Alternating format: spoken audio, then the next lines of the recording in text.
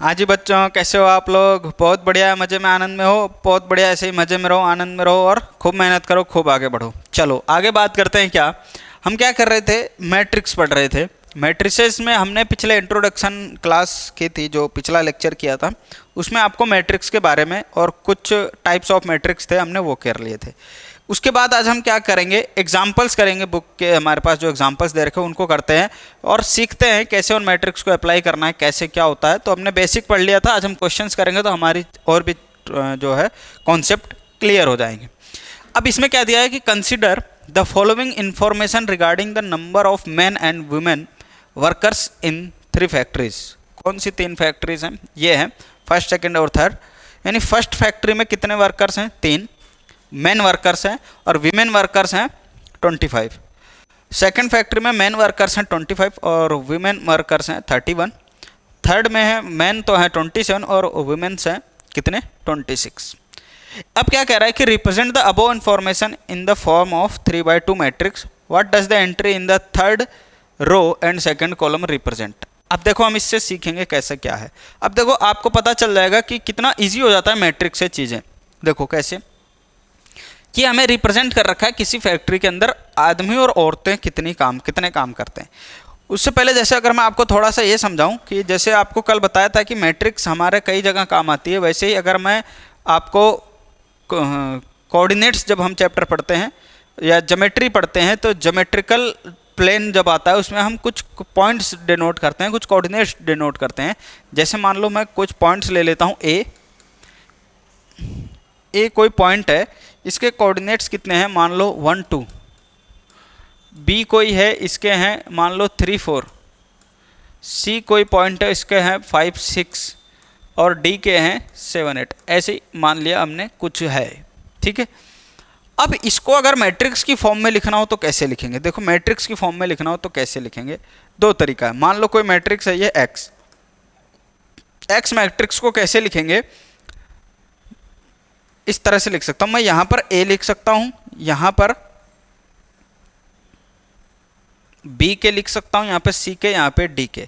यहां पे ए के कोऑर्डिनेट्स लिख सकता हूं, यहां बी के, यहां सी के और डी के। कैसे लिखूंगा? जैसे 1 और 2।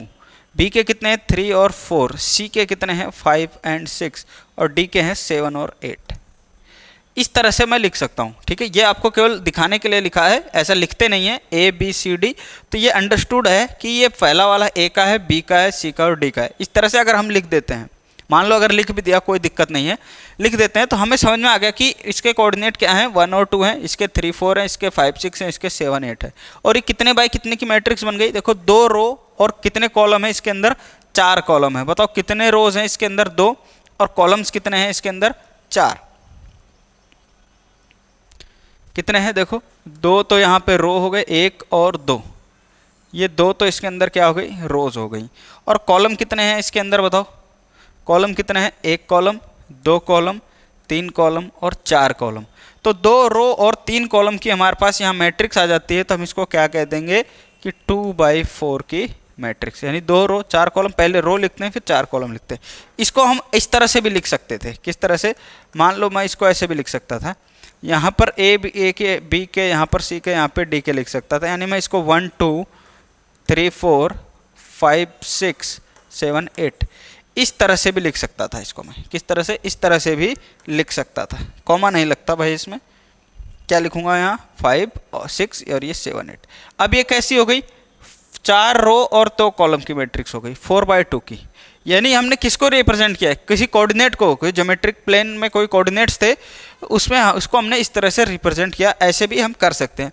तो वैसे यहाँ पर भी दिया हुआ है कि हम किस तरह से मैन एंड वीमेन्स, जो आदमी और औरत काम कर रहे हैं किसी फैक्ट्री में, उसको अगर हम मैट्रिक्स में रिप्रेजेंट करना चाहें तो किस तरह से कर सकते हैं वो देखते हैं, ठीक है। वो देखते हैं हम यहाँ से। तो कैसे करेंगे? देखो यहाँ से हम ध्यान देंगे कैसे करेंगे। देखो मैं इसको मैट्रिक्स में लिखना चाहता हूँ। मैट्रिक्स मान लो कोई ए है, ए कोई मैट्रिक्स है। तो यहाँ मान लो मैन है, यहाँ वीमेन। देखो इसमें क्या दिया? मैन वर्कर्स, यहाँ वुमेन वर्कर्स। मैन के कौन कौन से दिए हुए? 30 25 और 27। और ये कितना दिया हुआ है? 25 31 और 26। ये हमने लिख दिया मैट्रिक्स की फॉर्म, बस इसको ऐसे लिख दिया। अब कितने रो कितने कॉलम, 1 2 और 3 रो, 1 और 2 2 कॉलम, 3 रो और 2 कॉलम, यानी 3/2 की हमारे पास क्या बन गई, मैट्रिक्स बन गई इन द फॉर्म ऑफ 3/2 मैट्रिक्स। तो हमने 3/2 की मैट्रिक्स बना दी, हमने 3/2 की मैट्रिक्स बना दी। इसी में ही चेंज कर देता, बोलता अगर 2/3 की मैट्रिक्स बनाओ तो क्या होता, आप मेन को इधर लिख देते, वीमेन्स को नीचे लिख देते। मान लो अगर 2/3 की मैट्रिक्स बोलता तो मैं इसको लिख देता 30 25 27, और वुमेन वर्कर्स यहाँ लिख देता 25 31 और 26। देखो ये फर्स्ट फैक्ट्री हो गई, ये सेकंड फैक्ट्री हो गई, ये थर्ड फैक्ट्री हो गई, ऐसे लिख देता मैं। फर्स्ट फैक्ट्री में 3 आदमी 25 महिलाएं, 25 आदमी 31 महिलाएं, 27 आदमी 26 महिलाएं, ऐसे हम लिख सकते थे। ये बन जाता हमारा तब कौन सा, 2/3 की मैट्रिक्स बन जाती। ठीक है, ऐसे हम कर सकते थे। अब क्या कह रहा है, what does the entry in the third row and second column. Third row कौन सा, देखो first row, second row, third row और सेकंड कॉलम। तो थर्ड रो सेकंड कॉलम क्या बता रहा है हमें, थर्ड रो सेकंड कॉलम हमें ये बता रहा है कि थर्ड फैक्ट्री में कितनी महिलाएं काम करती हैं, कि थर्ड फैक्ट्री में कितनी महिलाएं काम करती हैं। तो यहाँ पर लिख सकते हो आप कि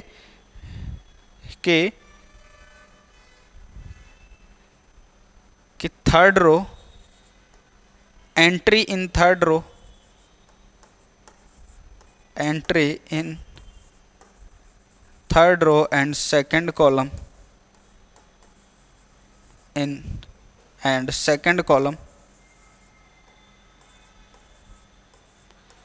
is 26, क्या है 26, which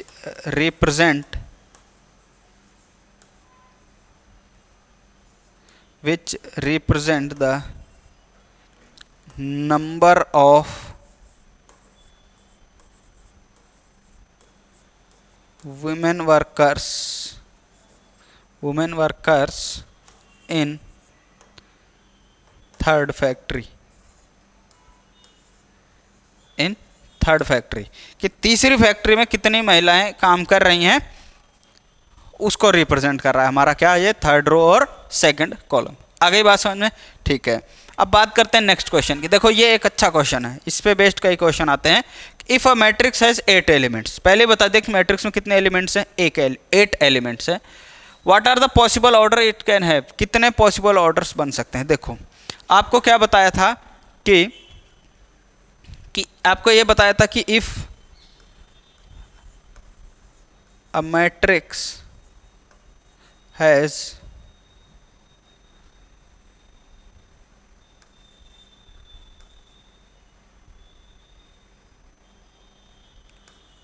m number of rows and n number of columns,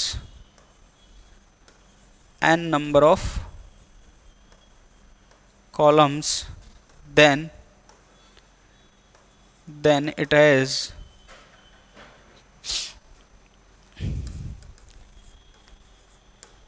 total number of elements are m into n। इतने ही होते हैं, ठीक है। वी नो दैट, ये हम जानते हैं, ठीक है। इतने होते हैं, मतलब कि m इंटू n का आंसर कितना है, 8 आया है हमारे पास। यानी हो सकता है कि कितने नंबर ऑफ रोज हों, कितने नंबर ऑफ कॉलम्स होंगे वो नहीं पता, लेकिन दोनों का मल्टीप्लाई 8 आएगा, ये हमें पता है कि m की वैल्यू चाहे जो हो, n की वैल्यू चाहे जो हो, दोनों का मल्टीप्लाई 8 आएगा। तो ऐसे पॉसिबल ऑर्डर्स ढूंढते हैं अपन। देन पॉसिबल ऑर्डर्स आर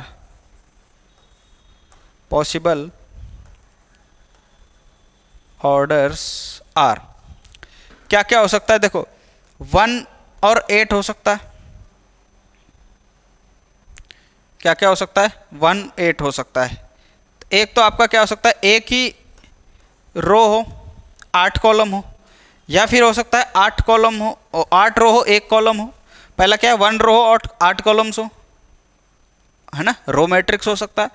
8 रो हो और 1 कॉलम हो, यानी कॉलम मैट्रिक्स हो सकता है। या फिर और क्या हो सकता है, 2 4 जा 8 होता है, यानी 2/4 का हो सकता है मैट्रिक्स, और 2/4 का हो सकता है, 4/2 का हो सकता है, और बताओ क्या हो सकता है इसके अलावा, इसके अलावा और कुछ हो सकता है? 8 आना चाहिए, और नहीं हो सकता कि 1/8 का हो सकता है, 8/1 का हो सकता है, 2/4 का हो सकता है, 4/8 का हो सकता है। इसके अलावा और कोई भी ऑर्डर का मैट्रिक्स नहीं बनेगा अगर हमारे पास कितने एलिमेंट्स हैं? 8 एलिमेंट्स हैं। क्लियर? तो उम्मीद है ये बात समझ में आगे होगी। कितने ऑर्डर्स हो सकते हैं? एक तो 1, 2, 3 और 4। ठीक है, तो ये 4 पॉसिबल ऑर्डर्स हमारे पास हो सकते हैं, इसके अलावा नहीं हो सकते। अब बात करते हैं हम एग्जाम्पल नंबर 3 की। एग्जाम्पल नंबर 3 हमारे पास क्या है? देखो, construct a 3/2 matrix whose elements are given by this. 3/2 का मैट्रिक्स बनाना है और एलिमेंट्स कैसे दिया हुआ है कि Aij इज इक्वल टू क्या है? 1/2 मोड ऑफ i-3j, ये दिया हुआ है। ठीक है, i-3j दिया हुआ है। और क्या कह रहा है? देखो, 3/2 की मैट्रिक्स बनानी है। कितने की? 3/2 की, 3/2 की मैट्रिक्स। और आप जानते हो 3/2 का मतलब कितना हो गया कि m की वैल्यू कितनी हो गई? 3, और n की वैल्यू कितनी हो गई? 2। ये आप अच्छी तरह जानते हो। 3/2 मतलब 3 रो और 2 कॉलम की मैट्रिक्स, 3 रो और 2 कॉलम की मैट्रिक्स। और यहीं पर ही आपको बताया था कि यहाँ से इसका मतलब i की वैल्यू क्या हो सकती है? i की वैल्यू 1, 2 और 3 हो सकती है, और j की वैल्यू कितनी हो सकती है? 1 और 2, क्योंकि m किसको रिप्रेजेंट कर रहा है? नंबर ऑफ रोज को। और आपको एक बार पीछे बताया था कि m की वैल्यू, i की वैल्यू m से कम या m जितनी है उतनी हो सकती है, m के बराबर हो सकती है। तो m कितने हो गए? तो i कितना हो जाएगा? 1, 2, 3, और j कितना हो जाएगा? 1 और 2, n के बराबर। ठीक है, तो ये हमें बनाना है। तो अब हम वैल्यूज पुट करेंगे और कुछ नहीं। पहले हम क्या ले सकते हैं? देखो, 1 को 1, 2 के साथ, पहले 1, 1, 1, 2, 2, 1, 2, 2, 2, फिर 3, 1, 3, 2। तो सबसे पहले हम क्या निकालते हैं? A11, A11 यानी आप क्या ले लिया आपने? एक तो i इज इक्वल टू 1 ले लिया और j इज इक्वल टू 1 ले लिया। तो क्या आ जाएगा आपके पास? A11 आ जाएगा कितना? A11। तो अब i और j की वैल्यू इसमें आपको पुट करना है और आपको एलिमेंट मिल जाएगा। इसमें आपको क्या करना है? i और j की वैल्यू इसके अंदर आपको क्या करना है? पुट करना है। तो 1/2 मोड i की वैल्यू है 1 माइनस j की वैल्यू भी कितनी है? 1 है। तो यहाँ से कितना आ जाएगा? A11 is equal to 1/2, 1 minus 3 कितना आ जाएगा? -2। तो यहाँ से हमारे पास आ गया कितना? A11 is equal to 1/2 into 2। Mod है तो प्लस हो जाएगा, 2 से 2 कैंसिल, यानी A11 कितना आ गया हमारे पास? 1 आ गया। A11 कितना आ गया? 1 आ गया। अब ऐसे ही यहाँ से हम क्या निकालेंगे? A12, A12 कितना हो जाएगा? 1/2 मोड ऑफ 1 माइनस 3 इंटू 2। तो ये हो जाएगा हमारे पास 1/2, 1 माइनस 3 2 जा 6, 3 2 जा 6 का मतलब हो गया 1/2 मोड ऑफ -5। तो ये हो जाएगा कितना? 5/2। ये क्या है हमारे पास? A12, A12 आ गया। अब हम क्या निकालेंगे? A11, A12 हो गया। A21, A21 यहाँ निकालते हैं। A21 तो 1/2 मोड ऑफ i की वैल्यू कितनी आ गई आपकी बार? 2 आ गई। तो 2 माइनस 3 इंटू 1 मोड 2 माइनस 3 कितना हो जाएगा? -1, -1। तो माइनस माइनस प्लस, तो ये हो जाएगा 1/2। ये कितना आ गया? A21। फिर क्या आएगा हमारे पास? A22। तो 1/2 2 माइनस 3 इंटू 2, 2 माइनस 3 इंटू 2। तो ये हो गया 1/2, 2 2 जा 4 माइनस 6 यानी कि -2। फिर से कितना हो जाएगा? ये 1 हो जाएगा। कितना हो जाएगा? 1 हो जाएगा। फिर यहाँ से आगे हम क्या निकालेंगे? A31, यहाँ से हम निकाल लेते हैं A31। A31 कितना हो जाएगा? 1/2 i की वैल्यू 3 माइनस j की वैल्यू 1, ये आ गया। तो 3 माइनस 3 0, तो ये हो जाएगा 0। A31 0 हो गया। फिर A32 निकालेंगे, कितना आ जाएगा? 1/2 i की वैल्यू 3 माइनस j की वैल्यू कितनी आएगी? 2, 3 2 जा 6, तो 3 माइनस 6 कितना हो गया? -3। और A32 कितना हो जाएगा हमारे पास? 3/2, 3/2। अब देखो हमारे पास कौन कौन सी वैल्यूज़ आ गई। कौन कौन सी वैल्यूज़ आ गई? एक तो आ गई हमारे पास A11, ये आ गई हमारे पास A12, A12। और कौन सी आ गई A21 और A22, A22, A31, A32, A32 आ गई हमारे पास, ये वैल्यूज़ आ गई। तो मैट्रिक्स हमें कौन सी बनानी थी 3/2 की। तो 3/2 की मैट्रिक्स हम कैसे बनाएंगे, देखो 3/2 की मैट्रिक्स कैसे हो सकती है। कोई भी मैट्रिक्स हमने लिया हुआ है, मान लो ये मैट्रिक्स है A, तो 3/2 की मैट्रिक्स कैसे हो जाएगी, यानी 3 रोज और 2 कॉलम्स। 3 रोज बनाएंगे तो अपन A11, A12, A21, A22, A31 और A32। ये हमारा क्या आ गया 3/2 की मैट्रिक्स। 3 तो रो हो गए और 2 कॉलम हो गए। 3/2 की मैट्रिक्स हमें चाहिए थी। अब ये जो वैल्यूज़ हमारे पास है वो यहाँ पुट कर दो, ये जो वैल्यूज़ यहाँ आई हैं वो पुट कर दो। देखो A11 कितनी आई है 1, A12 चाहिए हमें, A12 कितनी आई है 5/2, फिर A21 कितनी आई है 1/2, यहाँ पर लिख दो 1/2, A22 कितनी आई है 1, A31 कितनी आई है 0 और A32 कितनी आई है 3/2। तो ये हमारे पास क्या आ गई मैट्रिक्स आ गई, कौन सी 3/2 की। 3/2 की मैट्रिक्स आ गई इस फॉर्मूला का, या ये जो वैल्यू हमें दी थी उसका यूज़ करके। आगे बात समझ में, तो हमें ऐसे करना है क्वेश्चंस, ठीक है। तो हमने मैट्रिक्स बना ली यहाँ से, क्लियर है, ठीक है। चलें आगे, चलो अब बात करते हैं अपन किसकी, क्वेश्चन नंबर 3 की, एग्जाम्पल नंबर 3 की। एग्जाम्पल नंबर 3 क्या कह रहा है, construct 3/2 matrix whose elements are given by this. तो हमें क्या कह रहा है 3/2 की मैट्रिक्स बनानी है। 3/2 की मैट्रिक्स बनानी है, मतलब क्या कह रहा है कि 3/2 का मतलब हो गया, जैसे हम लिखते हैं ना m क्रॉस n, तो यहाँ से m की वैल्यू तो कितनी हो गई 3 और n की वैल्यू कितनी आ गई हमारे पास 2। मान लो कोई वो मैट्रिक्स है A, तो हम कैसे बनाएंगे, पहले तो 3/2 की मैट्रिक्स कह रहा है, तो यानी कि 3 तो रो होनी चाहिए हमारे पास और 2 कॉलम होने चाहिए। 3 रो और 2 कॉलम। 3 रो के लिए क्या करेंगे A11 और A12, A21, A22 और A31 और A32। अब ये कैसे पता चला, ये ऐसे पता चला m की वैल्यू 3 है ना, तो मतलब हम i कितना ले सकते हैं 1 2 3 और j कितना ले सकते हैं 1 और 2। तो ऐसे ही मैंने यहाँ से बनाया इसको, ये चीज़ यहाँ से बनाई है मैंने, क्या बनाई है A11, A12, A21, A22, A31, A32, ठीक है। A हम ले सकते हैं, ये हम ले सकते हैं। अब हमारे पास इनकी वैल्यू कहाँ से निकालेंगे, उसके लिए हमारे पास फॉर्मूला दिया है Aij is equal to 1/2 mod of i minus 3j। ये हमारे पास फॉर्मूला दिया है।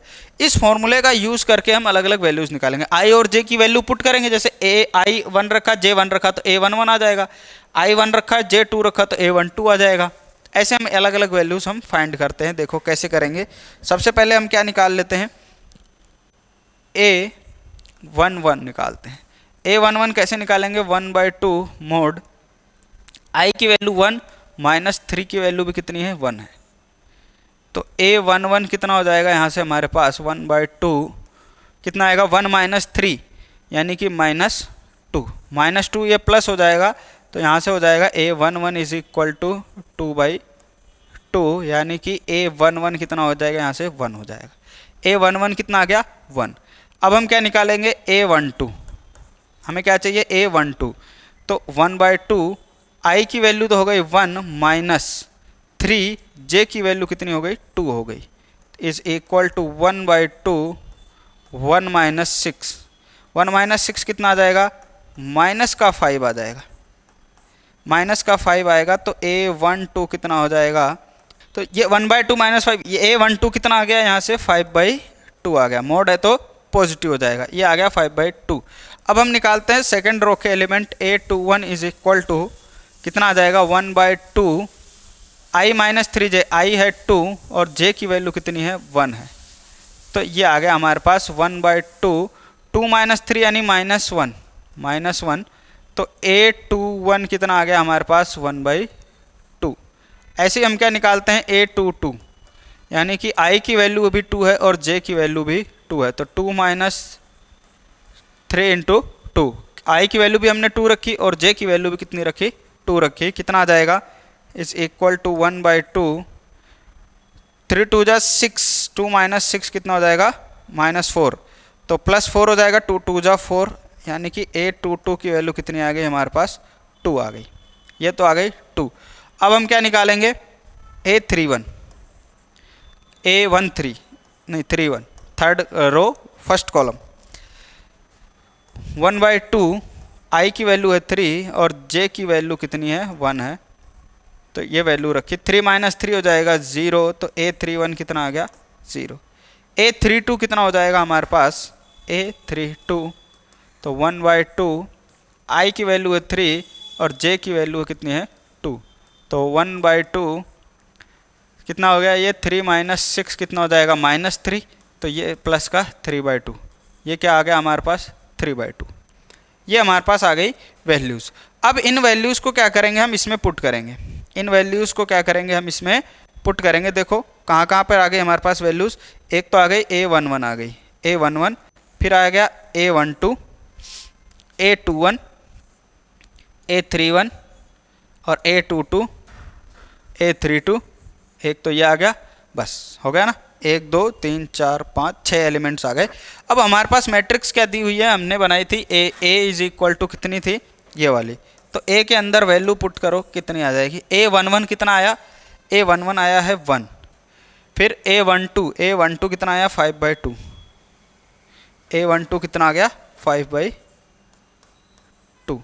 फिर A21 कितना आया, 1/2, उसके बाद A22 कितना आ गया, 2, A31 कितना आ गया, 0, और फिर A32 कितना आ गया, 3/2। ये हमारे पास आ गई मैट्रिक्स, 3/2 की मैट्रिक्स, तो 3 रो और 2 कॉलम यानी 3/2 की मैट्रिक्स हमें मिल गई। क्लियर है, ठीक है, तो इसको नोट कर लो। अब हम बात करते हैं एग्जाम्पल नंबर 4 की। एग्जाम्पल नंबर 4 हमारे पास क्या कहता है, इफ़ x + 3, ये जो मैट्रिक्स दी है ये इसके बराबर है, अगर ये इसके बराबर है तो find the values of A B C और X Y Z। आपको बताया था कि कोई भी दो मैट्रिक्स बराबर कब होगी, जब उनका ऑर्डर सेम हो और उनके करस्पॉन्डिंग एलिमेंट्स इक्वल हो। तो यहाँ पर कह रहा है बराबर है, तो मतलब ऑर्डर सेम होगा, बिल्कुल ऑर्डर सेम है, और करस्पॉन्डिंग एलिमेंट्स इक्वल होंगे, तो हम यहाँ से करस्पॉन्डिंग एलिमेंट्स इक्वल करेंगे। जैसे A11 है, A11 है, x + 3 किसके इक्वल होगा, 0 के, x + 3 किसके इक्वल हो जाएगा, 0 के, z + 4 किसके इक्वल हो जाएगा, 6 के, 2y - 7 किसके इक्वल हो जाएगा, 2y - 7 = हो जाएगा 3y - 2 के। ऐसे ही -6 की जगह a - 1 किसके इक्वल हो जाएगा, -3 के, 0 किसके इक्वल हो जाएगा, 2c + 2 के, 2c + 2, b - 3 किसके इक्वल हो जाएगा, इसके b - 3 = 2b + 4, फिर -21 बराबर है 0 0 बराबर। तो ये हमारे पास इक्वेशंस मिल गई। इन इक्वेशंस की मदद से हम A B C और X Y Z की वैल्यूज़ निकालते हैं। तो सबसे पहले यहाँ से A निकाल लेते हैं। A = कितना हो जाएगा, देखो -3 + 1, A की वैल्यू कितनी आ गई हमारे पास, -2, ये A तो आ गया हमारे पास। और हम क्या निकाल सकते हैं, यहाँ से X की वैल्यू निकाल सकते हैं। x + 3 = 0 दिया हुआ है यहाँ से, तो हम x = क्या लिख लेते हैं, -3, यहाँ से x = कितना हो जाएगा, -3, ये आ गई हमारे पास x की वैल्यू, ठीक है। और z की वैल्यू यहाँ से कितनी आ जाएगी, z = कितना हो जाएगा, 6 - 4, तो z = कितना आ गया, 2, z की वैल्यू कितनी आ गई, 2 आ गई। यहाँ से हम y की वैल्यू निकालेंगे, तो y एक तरफ बाकी एक तरफ कर दो, तो 2y - 3y = -2 + 7 कितना हो जाएगा, ये -y = -5, तो y कितना हो जाएगा, 5 हो जाएगा, y = 5, ठीक है। तो यहाँ से देखो c की वैल्यू निकालेंगे, तो 2c = -2, देन c = -1। अब यहाँ से b की वैल्यू, b एक तरफ, b - 2b = 4 माइनस का 3 जाके प्लस का 3 हो जाएगा, b - 2b यानी -b = 7, देन b = कितना हो जाएगा, -7।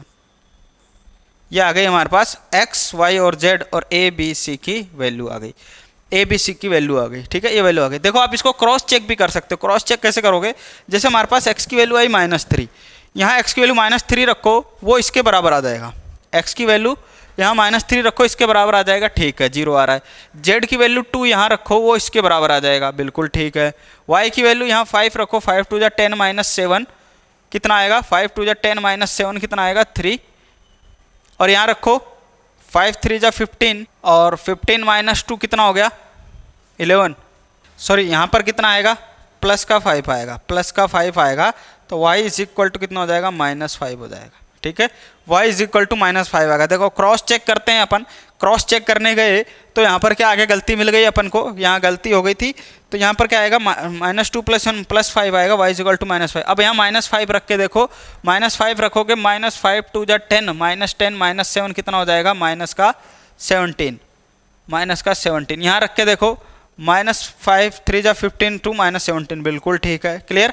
ऐसी a की वैल्यू आप -2 रख लो, कहाँ पर है, a की वैल्यू -2 रखो, -3 आएगा, बिल्कुल ठीक है। c की वैल्यू -1 रखो, c कहाँ है, c ये रहा, -1 रखोगे तो 2 + 2 0 हो जाएगा, -2 होकर के b इज इक्वल टू -7 रखो, यहाँ -10 आ जाएगा, और यहाँ -7 रखो, 7 2 14 -10 आ जाएगा, बिल्कुल ठीक है, क्लियर है। तो ऐसे आप क्रॉस चेक कर सकते हो फटाफट, जिससे कि अगर कोई प्लस माइनस की गलती जैसे यहाँ हुई वो आपसे गलती नहीं होगी, क्लियर, ठीक है। चलो अब बात करते हैं नेक्स्ट क्वेश्चन, एग्जाम्पल नंबर 5 की। एग्जाम्पल नंबर 5 क्या कहता है, find the values of A B C. अब इसमें भी देखो दोनों वैल्यूज, दोनों मैट्रिक्स बराबर कह रहा है, तो यहाँ भी हम क्या लिख सकते हैं, 2a + b is equal to 4, और a - 2b is equal to -3, 5c - d is equal to 11, and 4c + 3d is equal to 24।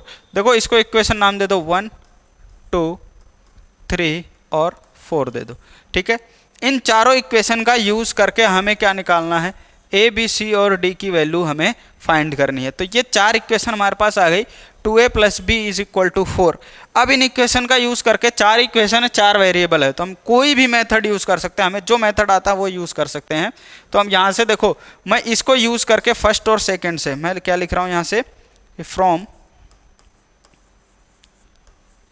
Equation 1 and 2। Equation 1 क्या कह रहा है, 2a + b is equal to 4, और a - 2b is equal to -3। अब यहाँ से मैं एलिमिनेशन मेथड यूज़ करूँगा। एलिमिनेशन मेथड क्यों करूँगा, ताकि एक चीज़ हट जाएगी, दूसरे की वैल्यू आ जाएगी हमारे पास। कैसे करूँगा, इसके लिए मैं क्या कर रहा हूँ, देखो ये जो मैं मान लो b हटाना चाहता हूँ या a हटाना चाहता हूँ, a हटाना चाहता हूँ, तो मैं क्या करता हूँ, एक यहाँ पे 2a है, यहाँ पे केवल a है, तो मैं इसको क्या करता हूँ 2 से मल्टीप्लाई कर देता हूँ।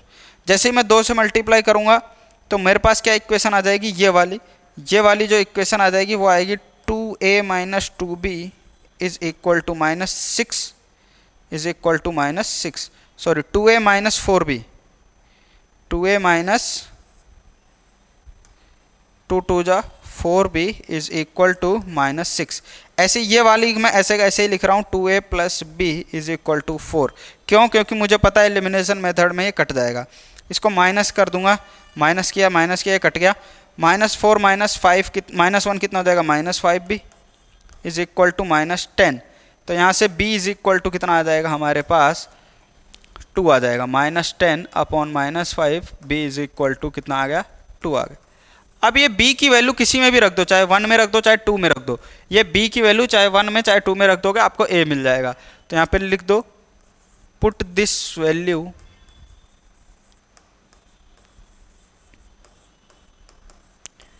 इन इक्वेशन 1 में रख दो। चलो b की वैल्यू कितनी है, 2, तो 1 में रखते क्या हो जाएगा, 2a + 2 is equal to 4, then 2a is equal to 4 - 2 is equal to 2, 2a is equal to 2 आ गया, a इज इक्वल टू कितना हो जाएगा, 1 हो जाएगा, a इज इक्वल टू कितना हो जाएगा, 1 हो जाएगा। तो a और b की वैल्यू आ गई, a और b की वैल्यू आ गई।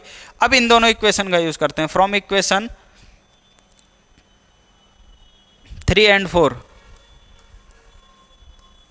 From equation 3 and 4। Third equation क्या कह रहा है, देखो 5c - d is equal to 11, और ये कह रहा है 4c + 3d is equal to 24। अब यहाँ से देखो, अगर मैं डी हटाना चाहूँ तो मैं इसको 3 से मल्टीप्लाई कर दूंगा। 3 से मल्टीप्लाई करते कितना आ जाएगा 15c माइनस 3d प्लस 33 और ये कितना हो जाएगा 4c, इसको तो ऐसा का ऐसा ही रहने दो, इज इक्वल टू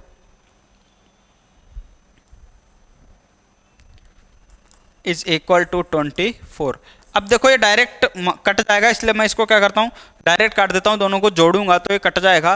तो 15 और 4 कितना हो जाएगा 19c और ये कितना हो जाएगा 57। Then c is equal to कितना हो जाएगा 3, 19 3 जा 57 होता है ना। अब इस c की वैल्यू क्या करो किसी में भी पुट कर दो, कौन सी में, चाहे 3 में या चाहे 4 में। Put this value in equation, कौन सी में करें, किसकी वैल्यू आई है c की वैल्यू आप 3 में रख दो इन इक्वेशन 3। देखो कितना आ जाएगा 5, c की वैल्यू कितनी आ गई 3 minus d is equal to 11। तो 5 3 is 15 minus d is equal to 11। Then d को उधर लेके जाऊंगा तो d इज इक्वल टू कितना हो जाएगा 15 minus 11, d is equal to कितना आ जाएगा 15 में से 11 गए 4 हो जाएंगे। तो ये हमारे पास a b c और d की वैल्यूज़ आ गई। a b c और d की जो वैल्यूज़ आई हैं हमारे पास, इन a b c और d की वैल्यूज़ को क्या करना है आपको, आप क्रॉस चेक करना है। आपको a की वैल्यू आई है, b की वैल्यू आई है, ये c की वैल्यू आई है और ये d की वैल्यू आई है हमारे पास। आप इनको क्रॉस चेक करके देखो क्या ये वैल्यूज सही है। फटाफट लगता है 2 मिनट लगता है, अगर कोई गलती हुई होगी तो पकड़ में आ जाएगी। कैसे देखो, आप a की वैल्यू क्या आई 1 यहाँ रख के देखो, 2 1 जा 2, b की वैल्यू कितनी आई है 2, 2 1 जा 2 प्लस 2 4, बिल्कुल ठीक है, ठीक है, बिल्कुल ठीक है। इसमें रखोगे a की वैल्यू 2 माइनस नहीं, a की वैल्यू 1 माइनस 2 2 जा 4 माइनस 3, बिल्कुल ठीक है। c की वैल्यू 3 रखो यहाँ, 5 3 जा 15 और d की वैल्यू कितनी है 4, तो 15 माइनस 4 कितना 11, बिल्कुल ठीक है। और c की वैल्यू कितनी आई 3, तो 4 3 जा 12 प्लस 3 4 जा 12, 12 और 12 24, यानी इक्वेशन बिल्कुल ठीक है। हमारी a b c और d की वैल्यू जो भी है बिल्कुल सही है। तो हमने इसको क्रॉस चेक भी करके देख लिया। तो ये जो थे हमारे क्या थे, एग्जाम्पल्स थे जो कि हमने कर लिए हैं। तो ये सभी एग्जाम्पल्स बहुत ही सिंपल से एग्जाम्पल, बहुत ही मतलब सिंपल से एग्जाम्पल थे, कुछ खास था नहीं इसके अंदर।